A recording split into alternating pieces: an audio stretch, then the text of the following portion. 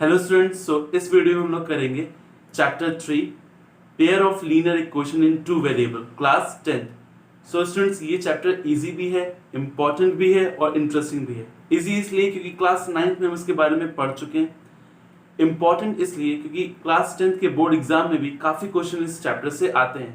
और इंटरेस्टिंग इसलिए क्योंकि हमारी डे टू डे लाइफ की कई प्रॉब्लम को ये चैप्टर सॉल्व करता है। ठीक है, इसको बहुत कायदे से पढ़ना है इसलिए, और बहुत अच्छे से देखना है। ठीक है, पहले स्टार्ट करते हैं हम लोग इसके नेम से। ठीक है, इसका नेम को थोड़ा सा एनालाइज करते हैं कि इसका मतलब क्या है।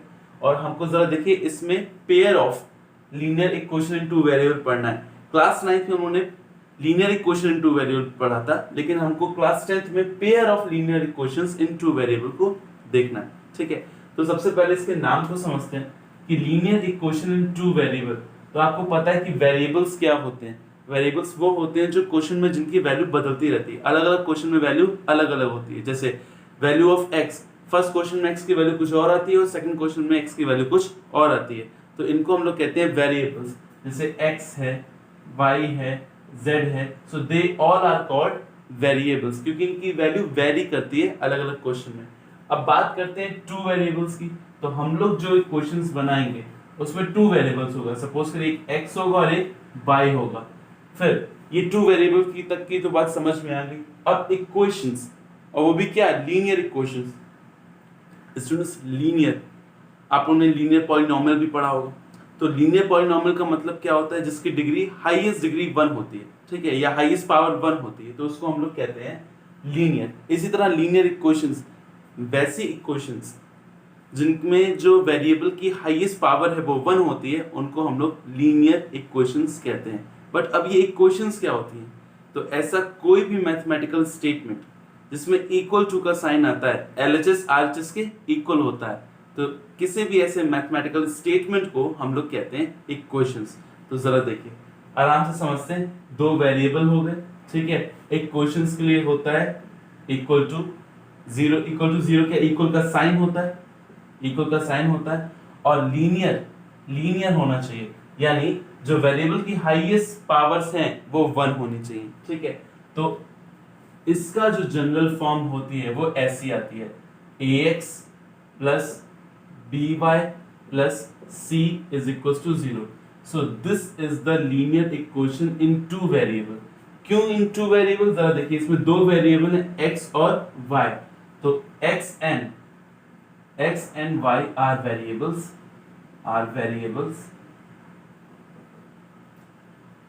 a and b are constant। ये कॉन्स्टेंट्स हैं। आपको पता है कॉन्स्टेंट्स क्या होते हैं? कॉन्स्टेंट्स यानी नंबर्स को हम लोग कॉन्स्टेंट्स कहते हैं। ठीक है, और a b and c also and c are constants। ये हम लोगों ने क्लास 9th में भी देखा था, linear equation in two variable में। और वेयर एक और चीज important, where a and b both are not equal to 0, यानी a और b दोनों 0 के इक्वल नहीं हो सकते हैं।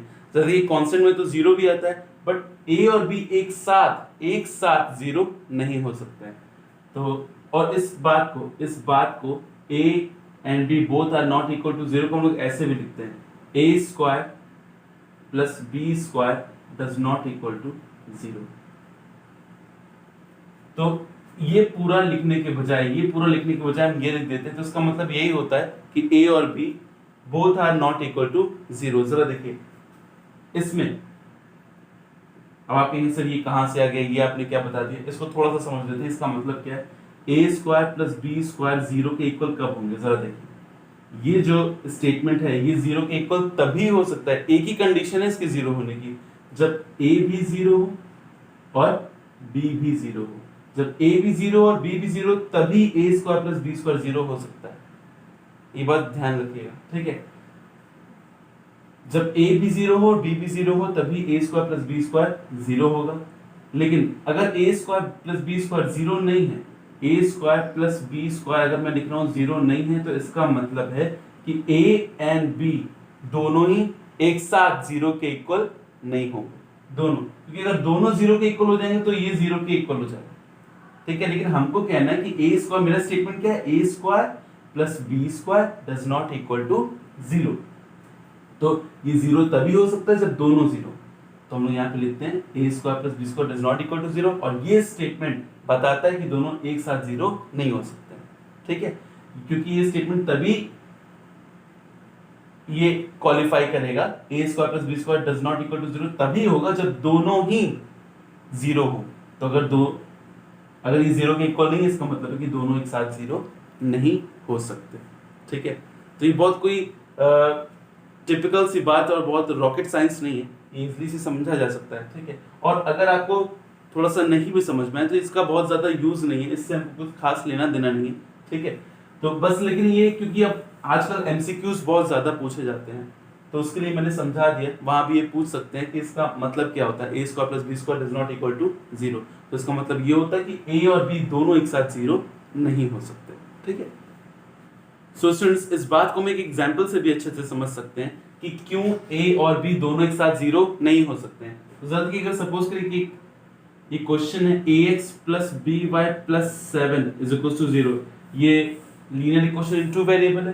तो अगर इसमें a भी 0 हो जाएगा और b भी 0 हो जाएगा तो जरा देखिए ये 0 हो जाएगा, 0 प्लस 7 इज इक्वल टू 0, तो आएगा 7 इज इक्वल टू 0, और ये रॉन्ग स्टेटमेंट हो जाएगी, ये मैथमेटिकली रॉन्ग हो जाएगा, इसलिए a और b दोनों 0 नहीं हो सकते हैं, ठीक है। तो मैं इसको रफ कर देता हूँ, आप चाहें तो इसको नोट भी कर सकते हैं।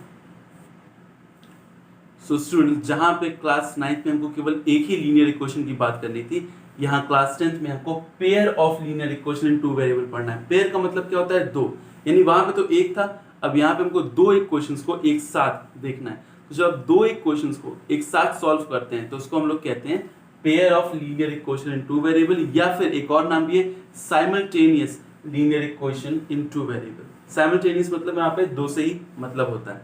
अब जरा देखिए, लेकिन एक और बात है, कोई भी दो इक्वेशन नहीं, कोई भी दो लीनियर इक्वेशन को हम लोग pair of linear equation in two variable नहीं कह सकते हैं। कुछ खास बातें हैं, तभी हम उसको pair of linear equation in two variable कहेंगे।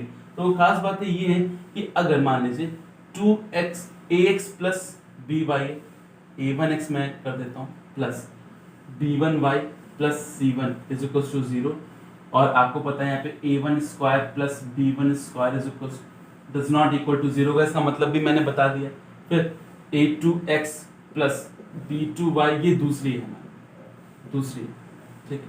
a2x plus b2y plus c2 is equal to 0, where a2 square plus b2 square does not equal to 0, ठीक है। ये हमारी दो लीनियर इक्वेशंस है। मैं इसको e1 e2 कर देता हूँ, ये हो जाएगा e1 और ये हो जाएगा e2। ये दो हमारे लीनियर इक्वेशन है, और कैसे पता चल रहा है ये दो अलग अलग है, ये a1 है और ये a2 है, ये b1 है ये b2 है। लेकिन जरा देखिए, ये पेयर ऑफ लीनियर इक्वेशन तभी कहलाएंगे जब इसके वेरिएबल, पहली वाली इक्वेशन के वेरिएबल दूसरी वाली इक्वेशन के वेरिएबल के ही एक जैसे हो, मतलब दोनों एक जैसे हो। यानी इसमें x और y है तो इसमें भी x और y है। अगर सपोज करिए मैं एक ऐसी इक्वेशन लिखता हूँ a2s, जहां पे s एक वेरिएबल है, x की जहां पे मैंने s ले लिया, b2t plus c2 is equal to 0, तो क्या e1 और ये equation e3 linear equation in two variable होंगे, pair of linear equation in two variable होंगे? नहीं होंगे, क्योंकि यहाँ पे वेरिएबल्स क्या हैं, अलग अलग है। यहाँ पे x और y है और यहाँ पे s और t है। तो ये बात ध्यान रखिएगा, pair of linear equation in two variable कब होगा, जब दोनों इक्वेशन के वेरिएबल क्या हो, सेम हो, तभी इसको कहेंगे। तो अगर ये है 3x plus 2y plus 5 is equal to 0, और दूसरी इक्वेशन है 5x plus 6y plus 7 is equal to 0, तो ये pair of linear equation in two variable है। क्यों? क्योंकि इसमें भी एक्स वाई है और इसमें भी एक्स वाई है। लेकिन अगर मैं इसकी जगह पे ये कर दूं, यहाँ पे मैं कर दूं 5s plus 6t plus 7 is equal to 0, तो क्या ये pair of linear equation in two variable है? नहीं, ये नहीं होंगे, क्योंकि इनके वेरिएबल क्या है, अलग अलग हो गए। तो आई होप कि आपको समझ में आया होगा pair of linear equation in two variable का मतलब क्या होता है, ठीक है। सो स्टूडेंट्स, अब हम लोग को बात करनी है कि graphical representation of these two linear equations. जब पेयर ऑफ लीनियर इक्वेशन दिया हो तो उसका ग्राफिकल रिप्रेजेंटेशन कैसा होगा, इस पे हमको बात करनी है। सो जरा देखिए, जब हम लोग एक लीनियर इक्वेशन की बात करते हैं तो आपको पता है कि लीनियर इक्वेशन का जो भी ग्राफ होता है वो एक स्ट्रेट लाइन होता है, इसीलिए इसका नाम लीनियर भी है। लीनियर यानी लाइन, ठीक है। और क्योंकि इसकी 1 डिग्री होती है इसलिए भी इसको लीनियर कहते हैं, और क्योंकि ग्राफ भी एक लाइन बनता है तो इसलिए भी इसको हम लोग क्या कहेंगे, लीनियर इक्वेशन। लेकिन अगर दो इक्वेशंस दी हुई हो तो इनका ग्राफ कैसा होता है और कैसे रिप्रेजेंट करेंगे इसको, वो हम देखेंगे, ठीक है। सो इसको मैं रफ कर देता हूं। सो सपोज करिए स्टूडेंट्स, हमको दो इक्वेशंस गिवन है और वो इक्वेशंस हैं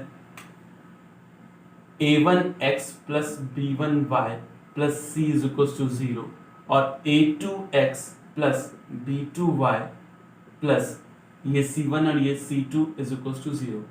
तो अगर ये दो लाइंस हैं, ये एक लाइन है L1 और एक लाइन है L2, तो हमको बात करनी है इनकी ग्राफ की। लेकिन उससे पहले उन्होंने क्लास 9th में भी पढ़ा था कि जब भी अगर दो इक्वेशंस हो तो इनके बीच में कैसा रिलेशन हो सकता है। तो जरा देखिए, आपको पता है इससे भी एक लाइन मिलेगी और इससे भी एक लाइन मिलेगी, तो इनमें कैसा रिलेशन हो सकता है। एक रिलेशन तो ये हो सकता है, ग्राफ पे बात कर रहा हूं, ये बात ध्यान रखिएगा। एक इक्वेशन से हमको एक स्ट्रेट लाइन मिलेगी तो दो इक्वेशन से दो स्ट्रेट लाइन मिलेगी, तो इनके बीच में 3 टाइप्स के रिलेशन हम लोग देखते हैं, फर्स्ट, सेकंड एंड थर्ड। और ये 3 टाइप्स के कैसे होते हैं, एक तो ये कि ये लाइंस एक दूसरे को इंटरसेक्ट कर रही हो। ये मान लीजिए ये लाइन हमारी L1 है और ये लाइन हमारी, ये वाली लाइन हमारी L2 है, तो ये एक दूसरे को इंटरसेक्ट कर रही है, तो एक रिलेशन ऐसा हो सकता है। या इनका जो ग्राफ है, रिलेशन और ये जो ग्राफ है वो ऐसा भी हो सकता है कि दोनों लाइन क्या हो, पैरेलल हो, यानी ये लाइन L1 हो, इस वाली लाइन का ग्राफ ऐसा हो और इस वाली लाइन का ग्राफ ऐसा हो, L2 हो। और थर्ड वाली लाइन ऐसा, थर्ड सिचुएशन ये हो सकती है कि पहली लाइन L1 ये हो और दूसरी लाइन भी इसी पे हो, यानी ठीक एक के ऊपर एक, तो यानी L1 और L2 हो। तो या तो रिलेशन ये होगा, या तो रिलेशन ऐसा होगा, या तो रिलेशन ऐसा होगा। वो इंटरसेक्ट कर सकती हैं, वो एक दूसरे के पैरेलल भी हो सकती हैं और कोइंसाइड भी हो सकती है। कोइंसाइड मींस कि एक के ऊपर एक भी हो सकती है। तो ये 3 तरह के रिलेशन हम देख सकते हैं, ठीक है। इसको हम लोग एग्जाम्पल से भी समझते हैं तो और आपको अच्छे से क्लियर हो जाएगा, ठीक है। मैं इसको रफ करता हूं।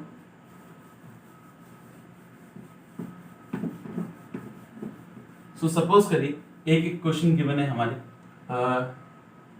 x plus Y is equal to 7 और x minus Y is equal to 3। अब हमसे बोलेगा कि इसका हमको ग्राफ बना के दिखाइए, ठीक है। इसका ग्राफ कैसे रिप्रेजेंट करेंगे हम लोग, तो सबसे पहले हम लोग फर्स्ट वाली लेते हैं। ये मैं यहाँ पे x एक्सिस और y एक्सिस कर देता हूँ। आपको पता है ये x एक्सिस है और ये y एक्सिस है। ये ऐसे भी बनेगा, ये ऐसे भी बनेगा, लेफ्ट हैंड साइड भी जाएगा और नीचे साइड भी जाएगा, बट क्योंकि नेगेटिव वाला पार्ट अभी इसमें नहीं आएगा, कुछ ऐसे नंबर्स लेंगे ताकि नेगेटिव नंबर्स ना आए, तो इसकी जरूरत नहीं पड़ेगी। वैसे जरूरत पड़ेगी तो हम लोग बना भी लेंगे, कोई प्रॉब्लम नहीं है, ठीक है। तो फिलहाल मैं लेके चल रहा हूँ, ये मत समझिएगा कि ये है क्या सर एक्स और वाई पूरा होता है इधर भी और इधर भी, ठीक है। लेकिन क्योंकि जगह की कमी है तो मैं इतना ही केवल बना रहा हूँ अभी के लिए। तो जरा देखिए यहाँ पे नंबरिंग कर देते हैं, 1 2 3 4 5 6 एंड दिस इज 7, ठीक है। ये एक्स एक्सिस है और यहाँ पे 1 2 3 4 5 6 एंड 7, ठीक है। अब फर्स्ट इक्वेशन लेते हैं, x plus Y is equal to 7। Graph बनाते हैं इसका हम लोग, और इसके लिए हम लोग को टेबल बनानी पड़ेगी पहले। तो अगर हम लोग x इज इक्वल टू 0 लें तो y इज इक्वल टू मिलेगा 7, और अगर हम लोग y इज इक्वल टू 0 लें, इस वाली इक्वेशन की बात कर रहा हूं मैं, y इज इक्वल टू 0 लें तो x मिलेगा हम लोग को 7। ये बात समझ में आ रही है, ठीक है। तो यहाँ पे हम लोग 0,7 मिला है, एक ये हमको मिला 0,7 और एक मिला 7,0। तो 0,7 कहाँ पे होगा, यहाँ पे होगा, और 7,0 कहाँ पे होगा, यहाँ पे होगा। तो यहाँ इसका मतलब है कि यहाँ से एक लाइन हमको ये मिल जाएगी। अब बात करते हैं सेकंड इक्वेशन की। तो सेकंड इक्वेशन में हम देख सकते हैं कि x minus Y is equal to 3। तो अगर हम लोग इसकी ग्राफ की बात करें तो x और y पॉइंट लेंगे। अच्छा, जरूरी नहीं कि मैं हर बार x इज इक्वल टू 0 लूं या फिर y इज इक्वल टू 0 लूं। ये डिपेंड करता है कि कौन से पॉइंट्स हमारे ग्राफ में बन जाएंगे। ऐसे पॉइंट्स हम लोग लेते हैं, ऐसे पॉइंट्स लेते हैं जो ग्राफ में इजीली प्लॉट हो जाए। सपोज करिए अगर कुछ ऐसा पॉइंट में लेता कि x की वैल्यू आ रही थी 35, तो मैं कहाँ x को बनाता, ठीक है। तो ऐसे पॉइंट्स लेते हैं, वो भी हम लोग और सॉल्व करते जाएंगे तो आपको अच्छे से क्लियर होता जाएगा। हालांकि क्लास 9th में भी बात समझाई जाती है, ठीक है, कि हमको वो ही पॉइंट्स लेने होते हैं जो ग्राफ में इजीली ड्रॉ हो जाए। और जरूरी नहीं कि हम 2 पॉइंट ही ले, 2 ही ले, हम अपनी जरूरत के हिसाब से 3 भी ले सकते हैं, 4 भी ले सकते हैं, कोई प्रॉब्लम नहीं है, ठीक है। लेकिन अगर 2 में ही इजीली बन जाती है एक लंबी सी लाइन तो फिर हम आगे नहीं लेते हैं। सो x की वैल्यू अगर हम लोग यहाँ पे देखिए, x माइनस वाई है ना, मैं इसको थोड़ा सा यहाँ पे सॉल्व कर दे रहा हूँ ना।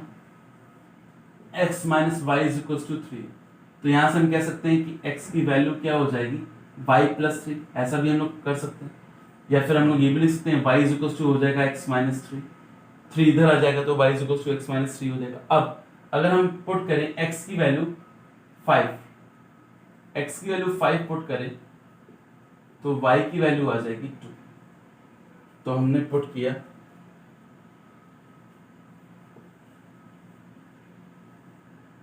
x और y, x की वैल्यू 5 पुट किया तो y की वैल्यू आ गई 2, एक ये हो गया। और अगर हम y की वैल्यू 0 पुट कर दें, y की वैल्यू जरा देखिए, ये जो आया है ना y is equal to x minus 3, ये वाला, तो फिर इसमें हम y की वैल्यू 0 पुट कर दें तो x की वैल्यू आ जाएगी 3, माइनस 3 इधर आ जाएगा तो प्लस 3 हो जाएगा। तो इसका मतलब है जब y की वैल्यू 0 पुट करते हैं तो x की वैल्यू आती है 3। तो अब जरा देखिए, एक पॉइंट है हमारे पास 5,2, 5,2 का मतलब है कि ये पॉइंट ये हो जाएगा, ये हो जाएगा 5,2। इसके लिए क्या करना है, एक 5 से लाइन ले जानी है और एक 2 से लाइन, जो वो दोनों जहां पे इंटरसेक्ट करेंगे वही हमारा पॉइंट हो जाएगा 5,2, और दूसरा पॉइंट है 3,0। सो 3,0 ये हो जाएगा। सो 3,0 पॉइंट ये हो जाएगा, तो हमारी लाइन हो जाएगी ये, ठीक है। और क्योंकि ये इतनी सी है, इसको हम आगे पीछे भी बढ़ा सकते हैं। तो इसी को हम अगर आगे बढ़ा देंगे तो ये इसको इस पॉइंट पे इंटरसेक्ट करेगा, ठीक है। तो एक तो ये हो गया कि लाइन एक दूसरे को इंटरसेक्ट करती है। उस वाले जो मैंने बताया था 3 आपको 3 सिचुएशंस, उसमें से एक सिचुएशन ये हो गई कि दोनों लाइन एक दूसरे को क्या करेंगी, इंटरसेक्ट। अब आप कहेंगे सर ये लाइन तो यहीं तक आ रही थी, आपने तो जबरदस्ती बढ़ा दिया। तो ऐसा नहीं है, हम लोग बढ़ा सकते हैं, ठीक है। ये इधर भी इनफाइनाइटली बढ़ाई जा सकती है और ये लाइन इधर भी। तो आप कहेंगे सर क्या इसको भी बढ़ा सकते थे? बिल्कुल बढ़ा सकते थे, हम इसको इधर बढ़ा सकते हैं और इसको भी इधर बढ़ा सकते हैं। तो ये हम लोग इसको जब हम आगे बढ़ाएंगे तो ये यहाँ पे इंटरसेक्ट करेंगे। आई होप कि आपको ये क्लियर हो गया होगा, ठीक है। सो अब देखते हैं हम लोग नेक्स्ट सिचुएशन को। अच्छा स्टूडेंट्स, आगे बढ़ने से पहले एक चीज हमको नोटिस करनी है कि अभी उन्होंने एक क्वेश्चन में था x plus Y is equal to 7 और x minus Y is equal to 3। तो अगर हम कहें कि a1 की वैल्यू इसमें क्या थी तो 1 होगी। हमको पता है ना क्वेश्चन ऐसा होता है ax plus by plus c, ये जनरल फॉर्म होती है। तो x का जो कोफिशिएंट होता है वो a होता है और y का जो कोफिशिएंट होता है वो b होता है। तो अगर हम बात करें a1 की तो यहाँ पे वो कुछ नहीं लिखा है तो 1 होगा। b1 की बात करें तो वो भी 1 होगा। a2 की बात करें तो वो 1 होगा और b2 की बात करें तो -1 होगा, क्योंकि यहाँ पे y के आगे क्या लिखा हुआ है माइनस। तो अगर हम बात करें a1 अपॉन a2 की और b1 अपॉन b2 की, तो ये जरा देखिए आएगा 1 अपॉन 1 और ये आएगा 1 अपॉन -1। तो a1 अपॉन a2 आएगा 1 और b1 अपॉन b2 आएगा -1। और हम कह सकते हैं यहाँ पे कि a1 upon a2 does not equal to b1 upon b2। तो ये क्यों किया, ये हम इसको आगे एक्सरसाइज 3.2 में इसका यूज है वो हम इसको समझेंगे। लेकिन मैं आपको नोटिस चीज करा रहा हूँ जो हम आगे भी नोटिस करेंगे कि a1 upon a2 does not equal to b1 upon b2, और ये कब है, जब लाइन एक दूसरे को क्या कर रही थी, इंटरसेक्ट कर रही थी। ठीक है, तो ये नोटिस करना जरूरी है। सो स्टूडेंट्स देखते हैं एक और example, x plus 2y minus 4 is equal to 0, 2x plus 4y minus 12, और इसको भी हम लोग को ग्राफिकली रिप्रेजेंट करके दिखाना है। ठीक है, इससे पहले जो हमने किया था उसमें उन्होंने देखा था कि लाइन एक दूसरे को इंटरसेक्ट कर रही है। इसमें जरा देखते हैं, इसको सॉल्व करके देखते हैं। तो सबसे पहले हम लोग फर्स्ट इक्वेशन लेते हैं, तो x plus 2y minus 4 is equal to 0, और हम लोग इसको ऐसे भी लिख सकते हैं, x इज इक्वल टू या 2y is equal to 4 minus x, और y is equal to 4 minus x upon 2। So ये एक आ गया। अब आपको पता है हम लोग y की वैल्यू फाइंड आउट कर सकते, y की वैल्यू निकाल लेते हैं x के टर्म्स में, और इसके बाद x की वैल्यू पुट करेंगे और ग्राफ बनाने की कोशिश करेंगे। ठीक है, तो x अपॉन y हो गया। x की कौन सी वैल्यू हम लोग यहाँ पे रखें कि y की जो वैल्यू है वो एक ऐसी मिले इजी सी कि हम उसको आराम से प्लॉट कर सकते हैं। तो जरा देखिए x इज इक्वल टू, अगर हमने 0 लिखा और y की वैल्यू फिर क्या हो जाएगी, जरा देखिए, अगर x इज इक्वल टू 0 है तो ये हो जाएगा फिर 4 अपॉन 2, और फिर y की वैल्यू आ जाएगी 2। और अगर हम लोगों ने x की वैल्यू रखा, x की वैल्यू अगर हम लोग रख दे 4, तो y की वैल्यू जो है, x की वैल्यू अगर आप 4 रख दोगे तो ये हो जाएगा 4 माइनस 4 अपॉन 2, तो ये आ जाएगा 4 माइनस 4 0, 0 अपॉन 2 भी क्या होगा 0। तो एक हमको मिल जाएगा 0,2 और एक हमको मिल जाएगा 4,0। एक पॉइंट ये मिल गया और एक पॉइंट ये मिल गया। ठीक है, अब हम लोग बात कर लेते हैं 2x plus 4y minus 12 is equal to 0 की। तो इसको हम लोग ऐसे भी लिख सकते हैं 4y is equal to 12 minus 2x। यहाँ से y की वैल्यू निकालने की कोशिश करेंगे। जरूरी नहीं कि आप y की वैल्यू x के टर्म्स में निकालें, आप x की वैल्यू भी y के टर्म्स में निकाल सकते हैं, कोई प्रॉब्लम नहीं है। ठीक है, तो यहाँ पे नॉर्मली हम लोग क्योंकि y की निकालते हैं तो मैं वैसे ही कर रहा हूँ। सो 4y इज इक्वल टू हो जाएगा 12 माइनस 2x, ये 2x उधर जाएगा तो नेगेटिव हो जाएगा, और माइनस 12 उधर जाएगा तो पॉजिटिव हो जाएगा। तो y इज इक्वल टू आ जाएगा 12 माइनस 2x अपॉन 4। अब जरा हम लोग जरा देखिए, यहाँ पे x की वो वैल्यू रखने की कोशिश करेंगे जिससे y की एक इजी सी वैल्यू मिल जाए।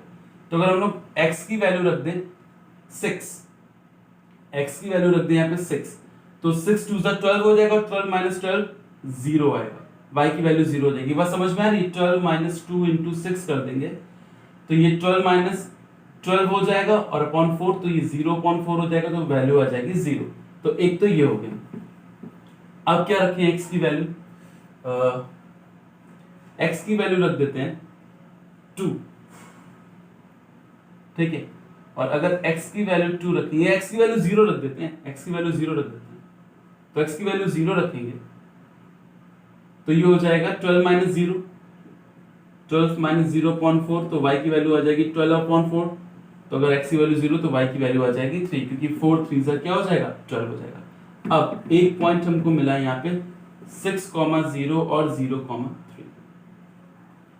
तो जरा देखिए स्टूडेंट्स, यहाँ पे हम इसके ग्राफ को भी समझते हैं। तो यहाँ पे ये हो जाएगा 1, ये हो जाएगा 2, ये हो जाएगा 3, ये हो जाएगा 4, ये हो जाएगा 5 6 7, और ये हो जाएगा 1 2 3 4 5 6 7, ये हो जाएगा। अब जरा देखिए, पहले इसको हम लोग प्लॉट करते हैं। 0,2 कहाँ पे आएगा, 0,2 आएगा यहाँ पे, और 4,0 कहाँ पे आएगा, यहाँ पे आएगा। तो एक लाइन तो ये हो गई, ये पहली वाली लाइन हो गई। ये कौन सी लाइन है, ये वाली लाइन है x प्लस 2y माइनस 4, ये है x प्लस 2y माइनस 4 वाली लाइन। और दूसरी लाइन की बात कर लेते हैं 6,0 0,3। सो 6,0 ये है, और 0,3 ये है, 0,3 ये, तो ये वाली लाइन हो जाएगी। और जरा देखिए, ये जरा देखिए, ये वाली लाइन है हमारी 2x प्लस 4y माइनस 12 वाली। तो इस कंडीशन में देखिए ये दोनों लाइन क्या आ रही है, एक दूसरे के पैरेलल आ रही है। ठीक है, तो इतना करने के बाद हमको एक चीज और नोटिस करनी है, और वो क्या कि इनके a और जो कोफिशिएंट्स हैं उनमें क्या रिलेशन है। इस कंडीशन में अगर देखें तो ये जब लाइंस क्या है, पैरेलल है। कोफिशिएंट की जब मैं बात बोल रहा हूँ तो इसका मतलब है a1 a2 b1 b2 और c1 c2 के बीच में कैसा रिलेशन है, इसकी बात करनी है। तो जरा देखिए, अगर हम बात करें यहाँ पे x plus 2y minus 4 is equal to 0 की, और अगर बात करें इसकी तो a की वैल्यू हो जाएगी 1, a1 की, b1 की वैल्यू हो जाएगी 2 और c1 की वैल्यू हो जाएगी -4। और अगर हम इसकी बात करें दूसरी इक्वेशन की, तो दूसरी इक्वेशन है 2x प्लस 4y माइनस 12। तो जरा देखिए, ये हो जाएगा हमारा 2 minus 12 is equal to 0। So a1 हो जाएगा, a2 हो जाएगा 2, b2 हो जाएगा, b2 हो जाएगा 4 और c2 हो जाएगा -12, c2 हो जाएगा -12। तो जरा देखिए, हम देखते हैं a1 a2 b1 b2 और c1 c2। तो a1 a2 की बात करें तो ये हो जाएगा 1/2, b1 b2 की बात करें तो ये हो जाएगा 2/4 और c1 c2 की बात करें तो ये हो जाएगा -4/12। तो जरा देखिए, इसको भी कैंसिल आउट कर सकते हैं तो ये आ जाएगा 1/2, इसको भी कैंसिल आउट कर सकते हैं तो ये आ जाएगा 1/3, 4 से कैंसिल आउट कर देंगे और माइनस माइनस भी कैंसिल हो जाएगा। तो हम कह सकते हैं कि जब लाइंस पैरेलल है तो जरा देखिए a1/a2 b1/b2 के इक्वल है, डज नॉट c1/c2। तो एक ये कोफिशिएंट में रिलेशन देखने को मिलता है अगर लाइंस क्या हैं, पैरेलल हैं एक दूसरे के। सो स्टूडेंट्स, अब तक हम लोगों ने जितने भी क्वेश्चंस किए हैं हमने देखा था उसमें हमको 2 इक्वेशंस गिवन होती हैं और उसको हम लोग को ग्राफ पे प्लॉट करना होता है और उनका रिलेशन भी हम लोगों ने देखा कि वो पैरेलल हैं कि इंटरसेक्ट कर रही है। बट अब जो क्वेश्चन हम लोग करने वाले हैं स्टूडेंट्स, ऐसे ही क्वेश्चन आपकी एक्सरसाइज 3.1 में भी गिवन है और यही इसका एप्लीकेशन पार्ट है। यानी ये चैप्टर हम लोग क्यों पढ़ रहे हैं, वो चैप्टर इसलिए हम लोग पढ़ रहे हैं ताकि हमको डे टू डे लाइफ की बहुत सारे प्रॉब्लम्स हमको इसमें देखने को मिलती हैं जिसको हम लोगों को इक्वेशन बना करके सॉल्व करना होता है। तो स्टूडेंट्स, इसमें हम लोग इक्वेशंस बनाएंगे और फिर उसको ग्राफिकली सॉल्व करेंगे। तो जरा देखते हैं क्वेश्चन क्या है। Romila went to a stationery shop and purchase 2 pencil and 3 eraser for ₹9। Her friend Sonali also bought 4 pencil and 6 eraser of the same kind for ₹18. Represent this situation algebraically and graphically. अब इसका मतलब क्या होता है, represent the situation algebraically और graphically। तो algebraically का मतलब होता है कि हमको इसको इक्वेशन में फॉर्म करना है, इससे हमको इक्वेशंस बनानी है, और ग्राफिकली का मतलब होता है कि इसको हमको ग्राफ पे प्लॉट भी करना है उन इक्वेशंस को। तो जरा देखिए स्टूडेंट्स, सबसे पहले यही प्रॉब्लम आती है कि कहाँ से स्टार्ट करें इक्वेशंस और कैसे बनाएं इक्वेशंस। तो एक क्वेश्चन से नहीं, हम लोग बहुत सारे क्वेश्चंस करेंगे आगे के वीडियोस में, जिससे आपको धीरे धीरे एकदम समझ में आ जाएगा कैसे क्वेश्चंस बनानी है और कैसे उनको सॉल्व करना है।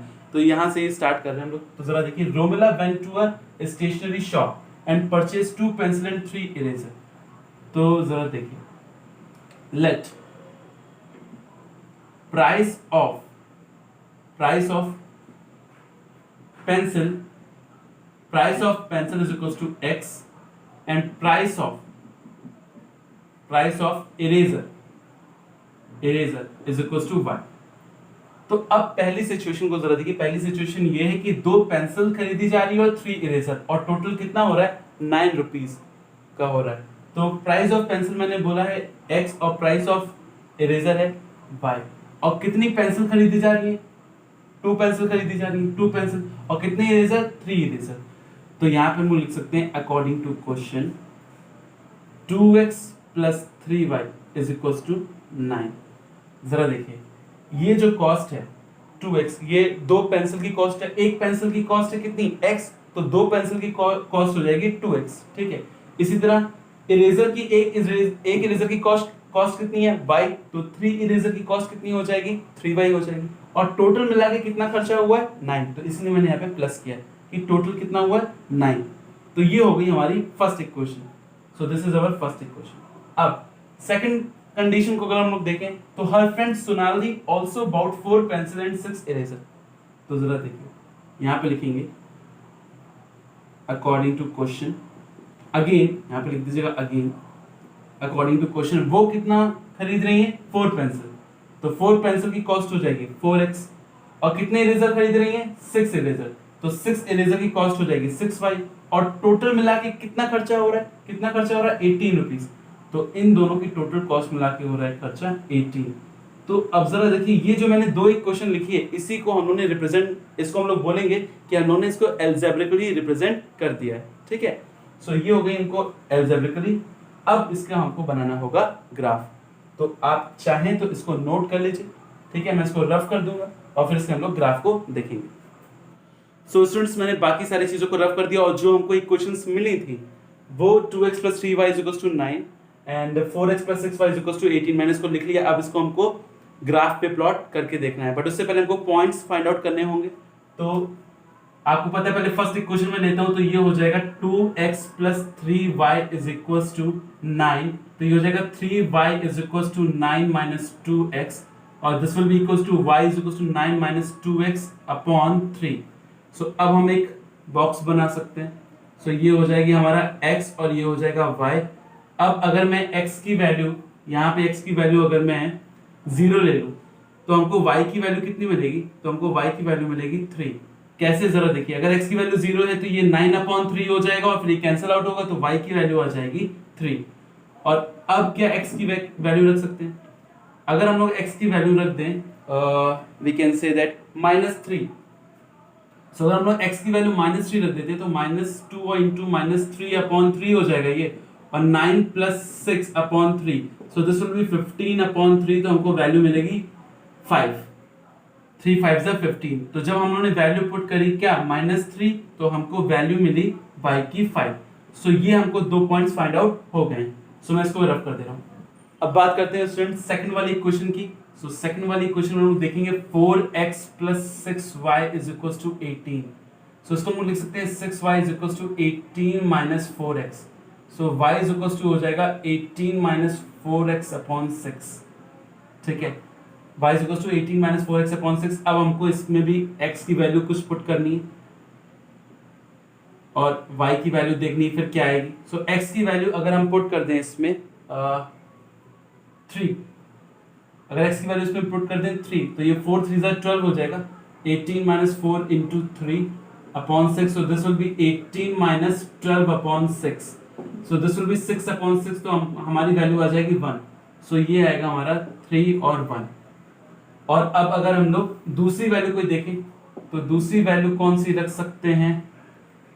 मैं -6 रखता हूँ उसमें। तो अगर मैं -6 रखता हूँ तो ये हो जाएगा 18 - 4 × -6/6, so this will B 18 + 24 minus plus हो जाएगा और अपॉन 6। सो ये आ जाएगा हमारा 42/6 और हमारा आंसर आ जाएगा 7। So this will B 7। सो हमको 2 पॉइंट्स इसमें भी मिल गए। अब हमको इसका ग्राफ प्लॉट करना है। सो स्टूडेंट्स, अब इसको हम लोग ग्राफ पे प्लॉट करते हैं। जरा देखिए, तो ये है पहला वाला 0,3। तो 0,3 हमको कहाँ मिलेगा? इस वाले का। मैं पहले फर्स्ट लाइन का बना रहा हूँ तो इसमें ये 2 पॉइंट्स, तो 0,3 और दूसरा है -3,5। सो -3,5 हमको मिलेगा। -3 तो ये हो जाएगा और 5 ये है तो ये हो जाएगा -3,5। ये पॉइंट आएगा -3,5। सो इसको मैं रफ भी कर सकता हूँ, कोई प्रॉब्लम नहीं है। तो ये पहली लाइन का हो गया, ये हमारी फर्स्ट वाली लाइन हो गई, ठीक है। अब बात करते हैं इस वाले की। सो एक पॉइंट है 3,1, तो 3,1 हो जाएगा यहाँ पे, और दूसरा पॉइंट है -6,7, और -6,7 की अगर मैं बात करूं तो ये है -6 और ये है 7, तो -6,7। तो अगर मैं एक पॉइंट हमको यहाँ मिला और एक पॉइंट दूसरी लाइन का यहाँ मिला, ये है -6,7 और ये है 3,1, ठीक है। और इसको भी मिलाएं तो स्टूडेंट जरा देखिए, वही इसी लाइन पे ये चलता चला जाएगा, यानी हमको एक ही लाइन एक के ऊपर एक इसमें मिल रही है, ठीक है। तो ये हो जाएगा इसका ग्राफ। सो स्टूडेंट्स, हम लोगों ने 3 केसेस की बात की थी स्टार्ट में। एक में इंटरसेक्ट करता है, एक में पैरेलल होता है और एक में जरा देखिए इस तरह से। सो स्टूडेंट्स, ये है 2x + 3y = मैं इसको यहाँ पे लिख दे रहा हूँ 2x + 3y = 9, और हम कह सकते हैं a1 = 2 है, b1 = 3 है, और अगर मैं इस इक्वेशन को ऐसे लिख दूं -9,0, सो c1 = हो जाएगा -9, और दूसरी इक्वेशन है 4x plus 6y minus 18 is equal to 0 भी हम कर सकते हैं। तो यहाँ पे a2 की वैल्यू हो जाएगी 4, b2 की वैल्यू हो जाएगी 6 और c2 की वैल्यू हो जाएगी माइनस 18। सो अब अगर हम इसको रेशियो की बात करें a1 upon a2 is equal to ये हो जाएगा 2 अपॉन 4, b1 अपॉन b2 ये हो जाएगा 3 अपॉन 6 और c1 अपॉन c2 ये हो जाएगा माइनस 9 अपॉन माइनस 18। सो इसकी वैल्यू आएगी 1/2, इसकी वैल्यू भी आएगी 1/2 और इसकी वैल्यू भी आएगी 1/2। सो स्टूडेंट्स हम देखते हैं कि जब भी लाइन एक दूसरे पे कोइंसाइड होती है तो हम कह सकते हैं कि a1 upon a2 is equal to b1 upon b2 is equal to c1 upon c2 होता है। अब एक और आपको चीज बतानी है, वो भी इंपॉर्टेंट है। आप कहेंगे सर आज इसी वीडियो में सब बता देंगे क्या? वीडियो थोड़ा सा लंबा हो रहा है मुझे पता है, लेकिन ये भी आपको जानना जरूरी है कि एक्चुअली में जरा देखिए इनसे एक ही लाइन आ रही है। अगर हम बात करें तो अल्टीमेटली एक ही लाइन मिल रही है, और ऐसा इसलिए कि एक्चुअली में ये एक ही इक्वेशन है, ये इक्वेशन और ये इक्वेशन एक ही है। अब आप कहेंगे सर कैसे? तो जरा देखिए, अगर मैं बात करूं 4x plus 6y is equal to 18 की, तो अगर मैं यहां से 2 कॉमन ले लूं तो यहां पे हो जाएगा 2x plus 3y is equal to 18। So 2x plus 3y is equal to, ये 2 इधर जाएगा डिवाइड हो जाएगा, तो ये जो सेकंड इक्वेशन है ये वही फर्स्ट इक्वेशन ही तो है। तो इससे लाइन भी क्या आती है? कोइंसाइड आती है और एक ही आती है।